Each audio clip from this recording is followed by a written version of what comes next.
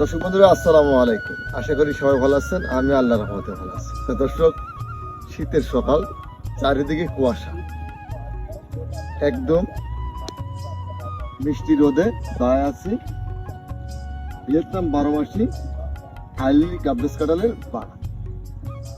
এটা হলো শীতের মৌসুমে কাঁঠালগুলো কেমন ধরেছে আল্লাহর রহমতে। এই কাঁঠালটা কিন্তু এই ডিসেম্বর মাসে পেকে যাবে, এগুলো পাকবে। এই যে একটি এটা পাকবে, এটা পাকবে। পুরা গাছটি যদি আমি অবজার্ভ করি উপর থেকে নিচ পর্যন্ত 50টি কাঁঠাল এই দিকে যদি আপনি নিয়ে আসেন, ক্যামেরাটি এই দিকে নিয়ে আসেন, প্রচুর কাঁঠাল ধরেছে। এদিকে আসেন, এই একটি গাছ, তাই না? আমাদের আরো গাছ আছে, আমরা পর্যায়ক্রমে গাছগুলো আপনাদের দেখাবো। এটা আমি একটু বসি, এই সাইডে বসি, এদিকে আমি এইদিকে বসি, এদিকে আসুন, এইদিকে একটু বসি। কারণ হলো গাছের নিচে কাঁঠাল, তাই না?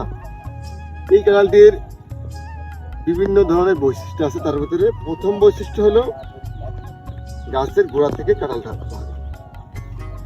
আর কথা আছে যে সুন্দর জাত, গাভী গুণে বাচ্চা ভালো, গাভী ভালো বাচ্চা ভালো, গাভী ভালো না বাচ্চা ভালো না। এজন্য আপনার সঠিক জাতটি নির্বাচন করতে হবে, সঠিক সেলারের কাছ থেকে একটি গাছ ক্রয় করতে হবে। আমরা সবসময় চিন্তা করি অল্প টাকায় আমরা গাছ ক্রয় করব, অল্প টাকায় গাছ ক্রয় করলে সেই গাছটি কখনো ভালো হবে না। আমি পরামর্শ দিব, আমার কাছে চারা আপনাদের নিতে হবে না, ভালো সেলারের কাছ থেকে জেনে শুনে একটি গাছ রোপণ করুন। এই যে এক মুঠা গাছে কাঁঠাল ধরেছে, পুরা গাছটিতে আমরা 30% কাঁঠালও রাখি নাই। বাকি কাঁঠালগুলো কেটে দেওয়ার পরে এই কাঁঠালগুলো আমাদের সাইজ আপ হয়েছে। বাকি কাঁঠাল রাখলে গাছটির বয়স অল্প, এই জন্য গাছটির আকারে চেকন দেখেন, কাঁঠাল দেখেন আল্লাহর রহমতে পুরা কাঁঠালে ভরে আছে একেবারে মটকা পর্যন্ত।